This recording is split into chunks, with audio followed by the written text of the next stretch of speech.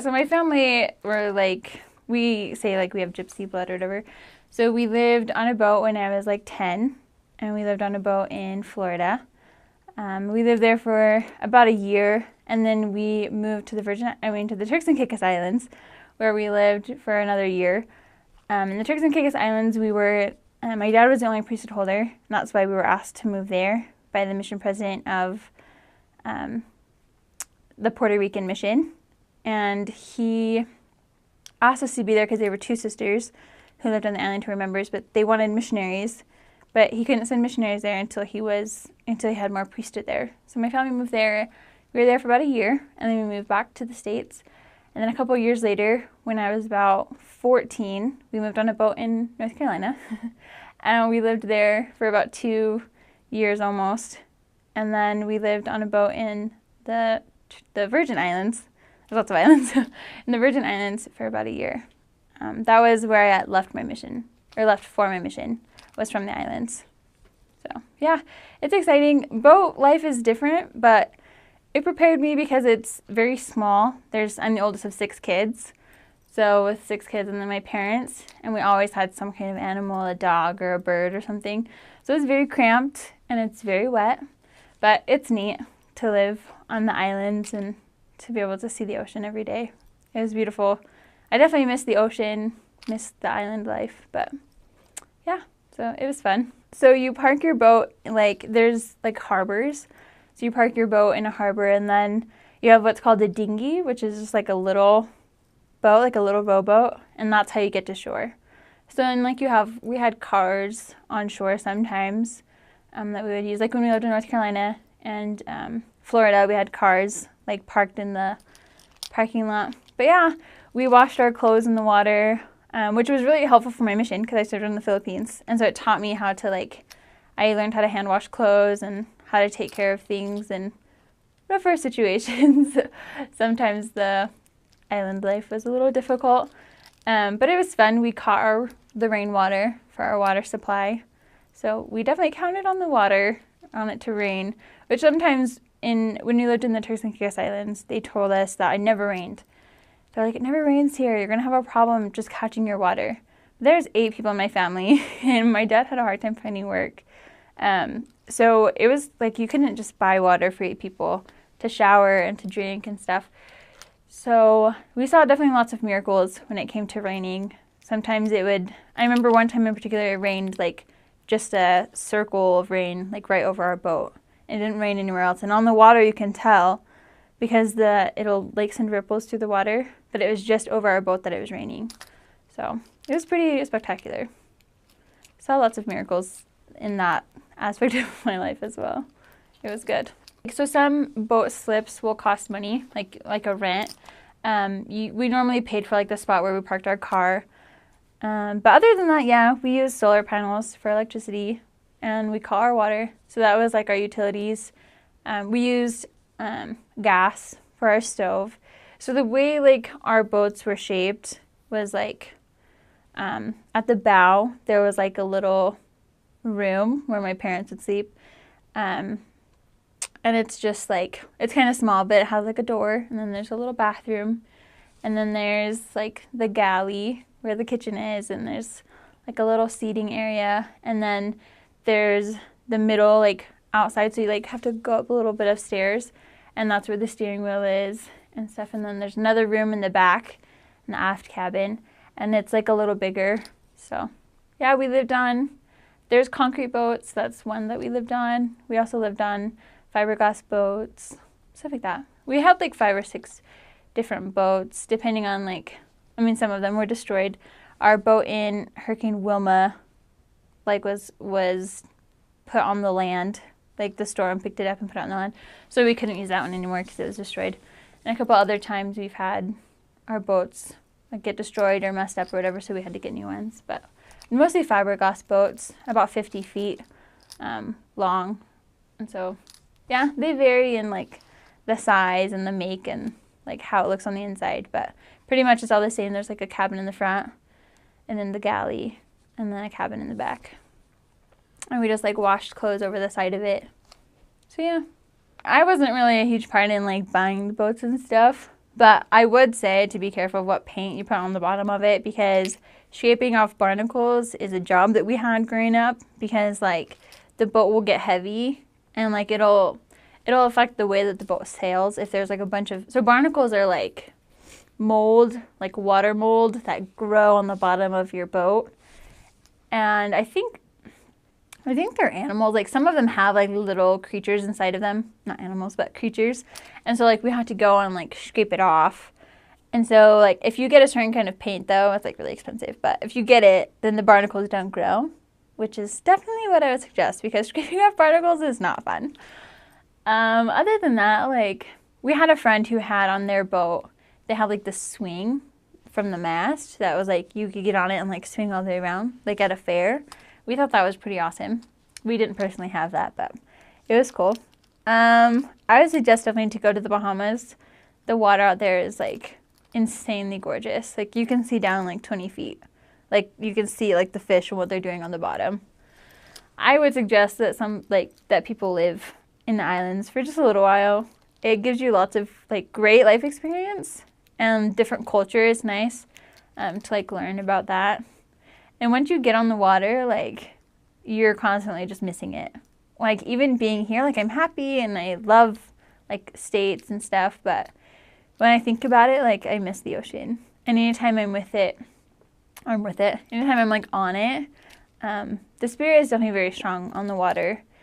And, like, you feel, like, going scuba diving, like, I would suggest that everybody get scuba certified and they go scuba diving at least once in their life, because like when you're down there, it's amazing. It's like a whole, like Ariel, she says it was a whole new world. Like it's real.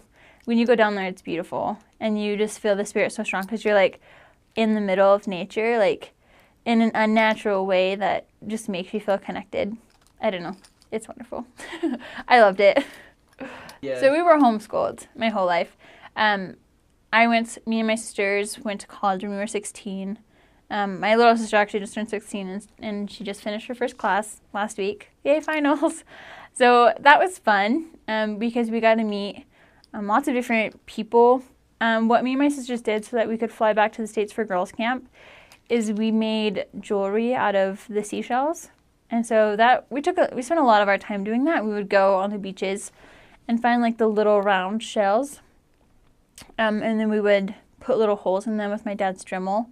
And then we made jewelry out of it. We crocheted like hair bands, like hair bows. And we did like ankle bracelets and necklaces. As a matter of fact, Eric Clapton, his boat, his band came to the islands, and they were parked in this super huge boat, like super huge, like yacht boat, like in the back of our little area where our boat was parked. And we'd been trying to sell this jewelry to go to girls' camp, and we had about a month, and we were short like $200. And so we asked my mom, like, Mom, can we go to that boat and try to sell our jewelry? And Mom was like, okay, sure, like whatever. So we like row over. We were like, hi. I was like, I guess I must have been 12 because I was trying to go to girls' camp. And my little sisters were with me. And I have one brother, and then there's 5 girls. So we were in the boat, and we were like, hi, we're trying to sell this jewelry because I'm trying to go to this church camp back in the States, and, we have to get airplane tickets and stuff. And they're like, oh, sweet. And they're like, do you know who owns this boat? We were like, no. He's like, it's someone famous. And we were like, really? He's like, yeah, your parents probably know who he is. We're like, who is it? And he's like, I can't tell you. I was like, but I can give you a hint. And so we were like, okay. And so like he gave us like a couple hints, and we went back to my mom, and we were like, Mom, like he said there's someone famous, like these are the hints. And she was like, I think it's Eric Clapton. And so we wrote this little song like to the song Tears in Heaven, we wrote like this response song for him, and we drove back and we were like, we think we know his name is Eric Clapton. And he was like, yeah, like good job, you guys are so smart. And so it was like a fun experience just because, but they only bought like $20 worth of stuff. It wasn't even worth going over there, but it was fun. It was a fun experience for us. But yeah, so we did school. We were homeschooled. So we like did our homework and stuff, and we made things out of shells and swam and chores. I don't know, it sounds kind of boring. At that time though, my family was like, it was like really easy for us to be close because we were together all the time. So we like read the entire Harry Potter series together, Work in the Glory. Like we just picked like big series, like book series, and my mom would read it out loud to us after scriptures every night. So yeah, it was fun. I don't know, like I feel like when I think about it, we didn't really do that much. We were busy swimming. We swam like every day. We love swimming as a family. My little sister was like 2 when we moved onto the boat. And so like she feels more comfortable in water than anything else. So yeah. My parents decided when I was about 9. My dad grew up on a sailboat, kind of like during the summer. His grandfather would take him and they would stay on the sailboat all summer and just go sailing. So my dad loves the ocean and he loves sailboats and he loves to be on the water. My mom at the time, because she had a 2-year-old, was not at all like excited about the idea. She was like, oh, it's so dangerous. But it's actually really safe. Like we all learned how to swim when we got there. I'm deathly afraid of manatees. And I know that sounds ridiculous because manatees are like so kind.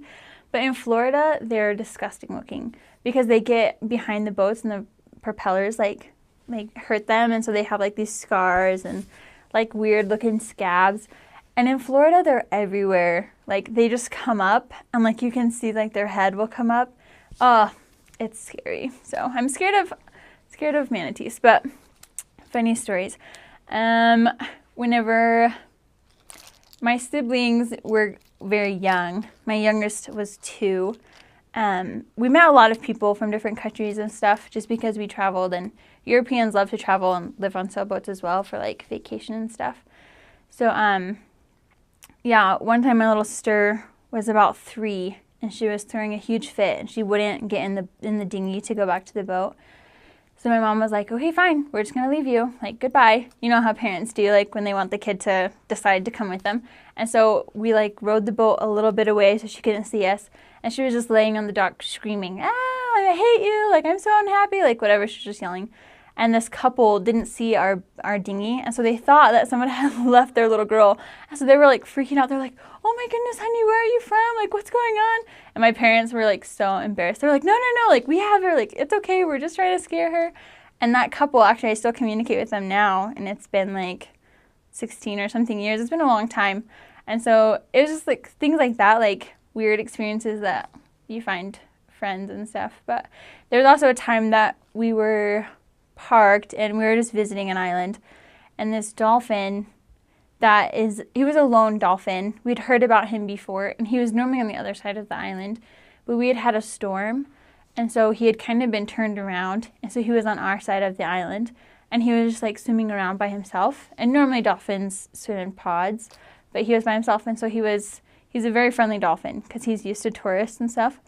And we were swimming in the water, and we saw a fin. And for kids that live on a boat, seeing a fin is like the scariest thing ever because you think it's a shark. And so I started screaming, it's a shark, it's a shark. And as kids, you know, like you tease each other. And so my dad thought I was joking. My dad was like, Leona, stop, you're scaring your siblings. I was like, no, Dad, I saw a fin.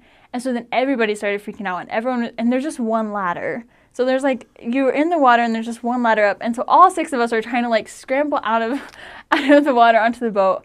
And my dad is like pulling us up by our arms, like freaking out. And this dolphin just comes and like, she just puts her head out of the water and she starts making dolphin noises. And she swam around our boat all night. And my little brother was about 6 or 7 at the time. And he goes, Mom, all I want to do is see a dolphin poop. And my mom was like, what? So he watched the dolphin all night long until he saw it poop. And he was so excited. He like called our grandparents and he was like, guys, you would not believe. So it was like just weird little things like that. Like things that people don't, like most people I know have never seen a dolphin. But for me, that was just my life. Like I've seen dolphins, I've seen sharks. I'm scuba certified at 21. Like most people never become scuba certified and never have seen a dolphin or have even seen like the ocean. Especially out in Utah, like people are like, oh, is the ocean beautiful? Like what? Have you never been to the ocean? Like, yeah, it's awesome. So I think I took advantage of, like I took for granted that time like as a kid because I didn't realize how like special and unique it was. So yeah, it was pretty great.